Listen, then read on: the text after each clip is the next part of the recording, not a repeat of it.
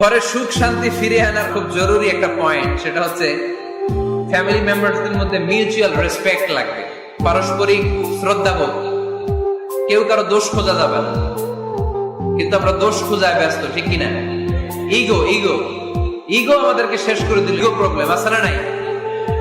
বৌমা শাশুড়ির দোষ খোঁজে, শাশুড়ি দোষ খোঁজে বৌমা। হ্যাঁ, আছে আছে আছে। ফ্যামিলিটা জাহান্নামের টুকরা হয়ে গেছে।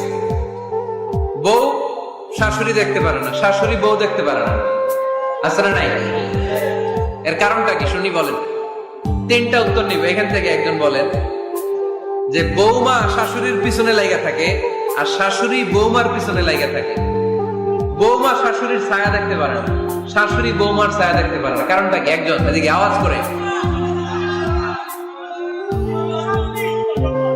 আত্মসম্মানের কারণে।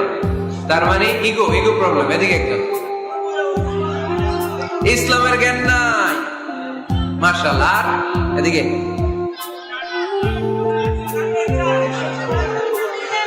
স্টার জলসা পাওয়া গেছে। স্টার জলসায় যা দেখায় ওইটাই ঘরে চলে না। স্টার জলসা হচ্ছে কেমন করে শাশুড়ির সাথে বউয়ের গিরিঙ্গি লাগানো যায়, এটা প্রশিক্ষণ, ঠিক কিনা? ভয়ঙ্কর। তাহলে এগুলো দেখা বাদ দিতে হবে। এগুলো যতক্ষণ ঘরে থাকবে হবে না, হবে না। রিমোট কন্ট্রোল কেড়ে নিবেন, কেড়ে নিয়ে মাইল লাগাই দিবে।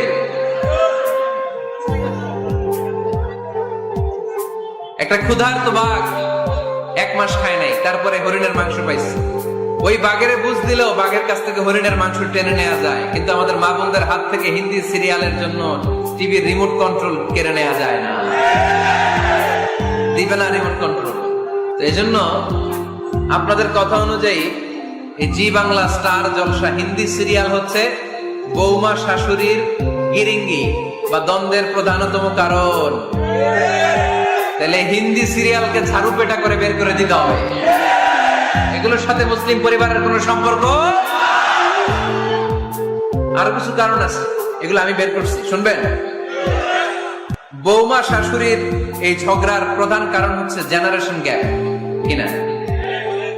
শাশুড়ি এক জেনারেশনের আর বৌমা আরেক জেনারেশনের। শাশুড়ি ভাবে একরকম, বৌমা ভাবে আরেক রকম।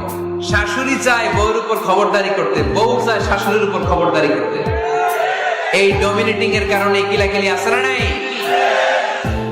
এটা ঠিক না। আমার শাশুড়ি মায়েরা যারা আছেন, প্রথমে শাশুড়ি দিয়ে শুরু করি।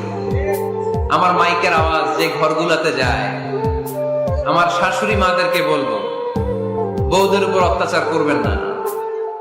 ছেলেরে প্রশ্ন করে, তোর কাছে তোর বউ বড় না আমি বড়? আছে না নাই? এটা একটা প্রশ্ন হইল। তোর বউ বড় না আমি বড়? দুইজনেই বড়। দেখ, ছেলে সুন্দর উত্তর দিছে, আমার কাছে ভালো লাগছে উত্তরটা শুনে।